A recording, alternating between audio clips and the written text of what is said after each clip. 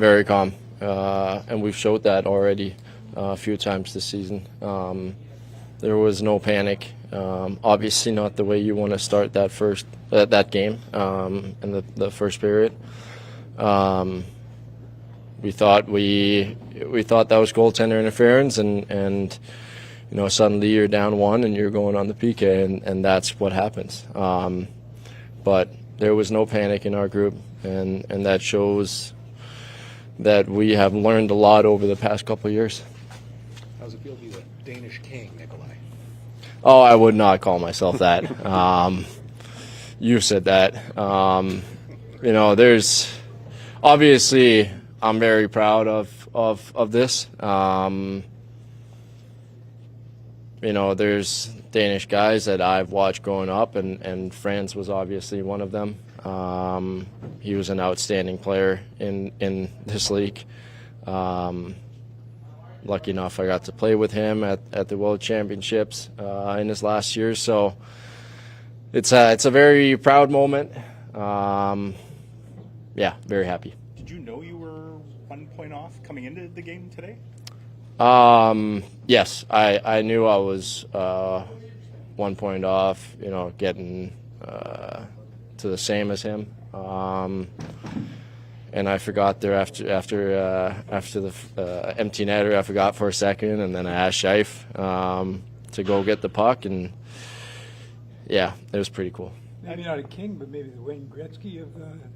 No, definitely not. I'm trying to be myself out there, and like I said, there's been a lot of really good Danish NHL players so far, and I've played with most of them, so that's pretty cool for me too. And they've been idols to me, and so to be up there now, it's a pretty cool feeling. What's it like to see a guy like Logan Stanley throw a big, clean hit like that? Obviously, drop the gloves pretty well in that, draw a power play, and then you guys score on it. I imagine there's a collective lift for the whole team when a sequence like that occurs. Oh, for sure. That hit, I was on the ice. I felt that one too. And, for him to step up and then fight, it gets the whole team going, the bench going. And then we got our power play that goes in and scores a goal. That's pretty exciting for us, and obviously it changes the momentum. You could see the smile on Logan's face when he assisted on his goal. It must have been nice to get that guy in a prime scoring opportunity. Those guys maybe don't score as much, but there's a timely goal for you guys. Yeah, he had a really good game today, obviously. And he was yelling for that puck, so I kind of knew or had a feeling that he was going to rip this one in the back of the net. So happy for him, obviously. Sometimes when guys hold a record, sometimes when guys hold a record, they're sort of like, Wayne is known for encouraging guys to break it. Have you heard from Franz? He's been texting you encouragement or back off my record or anything fun like that? No, I haven't talked to him. Like I said, I've played with Franz a few times for the national team. He's an incredible role model, great guy. Like I said, he was a great player. So I'm sure I hope he's happy for me. You said when you guys fell behind 2-0, there was no sense of panic, obviously. I imagine part of that is you're on the NHL's highest scoring team. You guys have 59 now already this year, and 50% of your games you've scored at least 6. That's you guys are kind of firing on all cylinders right now, offensively.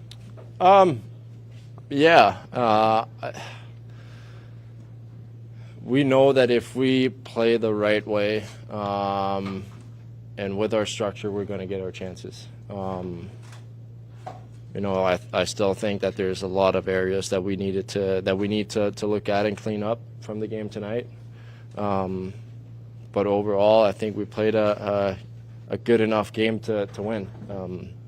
And like you said, we didn't panic. We felt good. We kept on going, we kept on playing, shooting the puck, and it paid off. So that's something that we got to keep going. Thank you.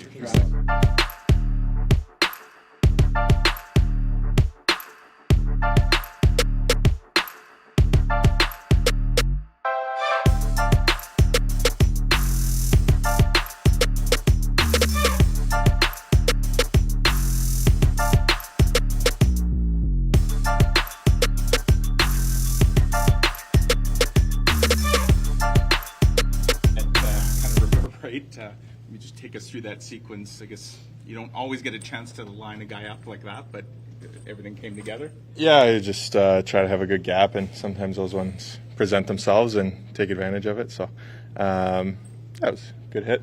I imagine in this day and age, when you throw a hit like that, it's almost an expectation that you're probably going to have to answer for it, even though it was clean, right? That's just kind of the modern game. Right, that's kind of how it's going, and Girgenson's there. Got a lot of respect for him. He's been in the league for a while, so he's sticking up for his teammates, and I would do the same thing. So you earn your team a power play out of that, and they go on and score.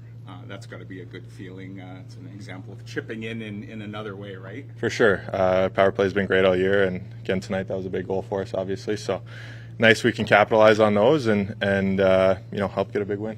Nick also said that you were calling for the pass on your goal. You're in a prime spot there. What'd you see there? I just made sure he heard me calling for it. I thought there was a little bit of open ice there, and he got it to me and went in. So. What do you like playing with Cole Miller? Sorry. Millsy's been great. Obviously, veteran guy. Lots of talk out there, and you know where he is all over the ice. He's always in the right spots. So it's been good, and we're still trying to kind of get to know each other, on the ice as a deep pairing. So I thought we've been good so far, and we're going to keep building. You've got some real offensive blue liners on this team. Obviously, Josh, Neil. Is there safe to say almost a friendly competition? For other guys, Dylan gets his third, Collins scored a bunch, you scored tonight. We're just seeing a lot of contributions from the back end. For sure, it's nice to have everybody chip in. Obviously, it takes 25 guys to, win throughout the course of a season. So contributions from everyone is huge, and we're just going to keep rolling. What's it been like for you to get 8 in a row here, Logan, to kind of get your feet under you after coming back from the injury? Yeah, for sure. Obviously, tough way to start the year and miss training camp, and that's never fun. So to get on a roll and get comfortable and be in games is good for myself and confidence. And when the team's rolling, it's a lot of fun. Logan, in your shifts after the fight, how close did you come to perhaps getting an assist to complete the Gordie Howe Hattie? Not very close. Any thoughts on the Kucherov hit on Kyle, or did you get a good one? Not a fan of that one. Casey's got his back turned, and he kind of takes a run at him from behind. So, I'm glad Casey's all right. Thank you.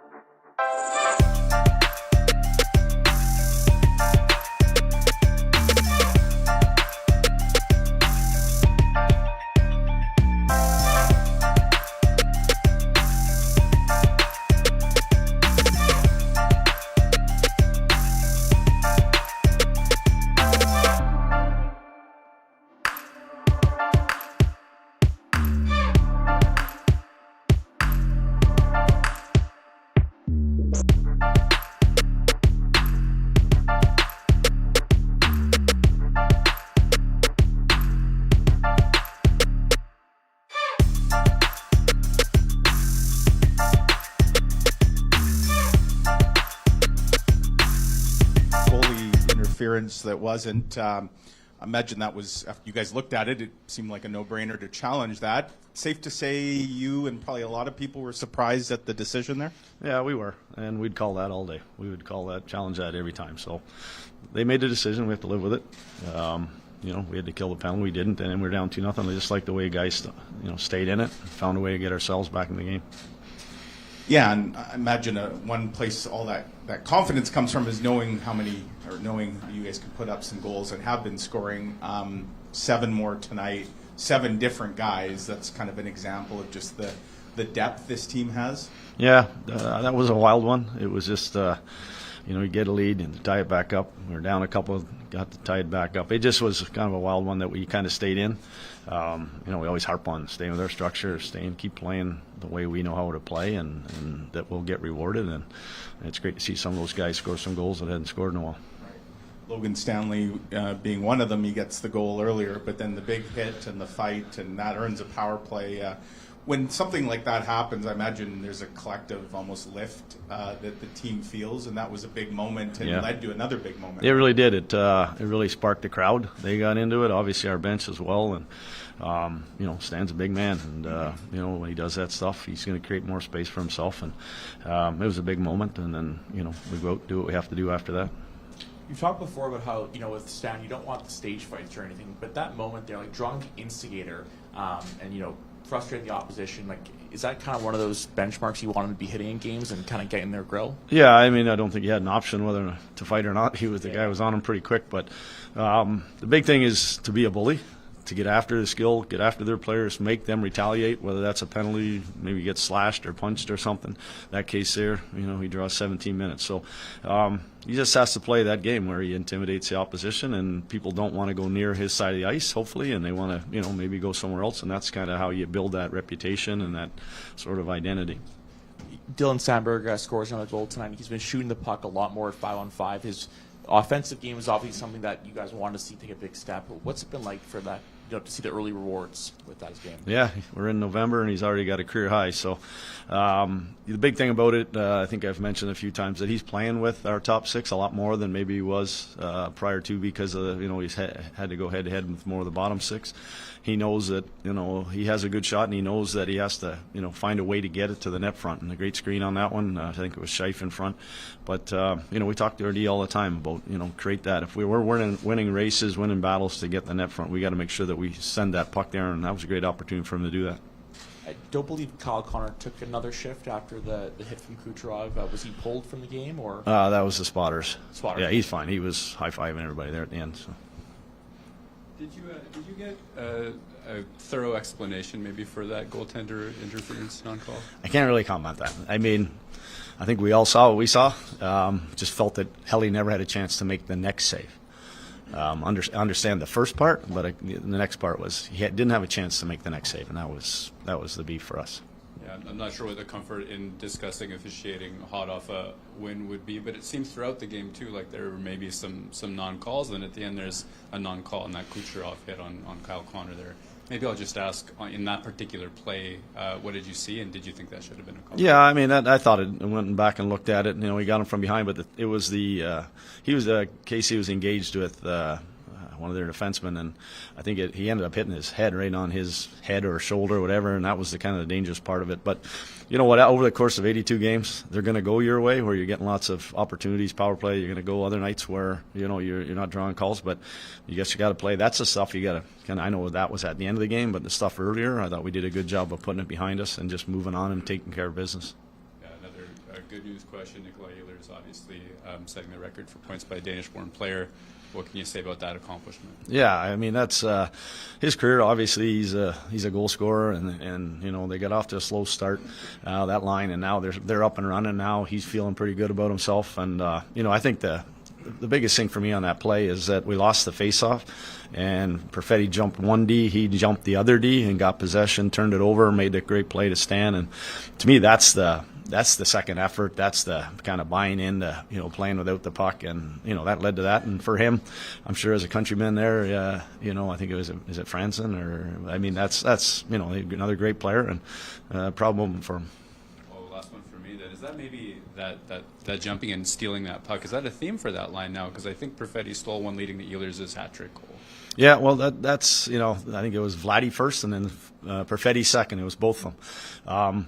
To me, that's our mindset is when we don't have it, go get it. I've kind of been talking about that, whether it's in our end of the rink or the offensive end. And if you can pressure defenders to make a play faster than they want to, like they did, like Fly did tonight, that's the hard work part that pays off.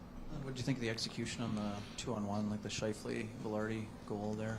Yeah, it was pretty textbook. Obviously, those guys can make those kind of plays. I thought obviously it was a big time to score that goal.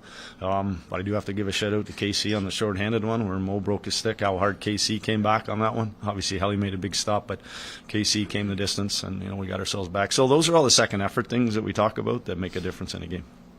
Just one more for me. I'm curious, the missed call or the challenge that went the other way, down 2-0. It almost seemed to wake the bench up in a way, and momentum shifted there. As a coach, seeing that the tempo was increased, the shot volume and all that. What was that for you to see their response immediately from that point? Yeah, we really hadn't got into the game yet. I think that sometimes when you come home, we talked about the Toronto game. We never got into that first period. I just thought it's kind of the circumstances got to force us into that game, being down 2-0 fairly quickly. And I just went back and got to work.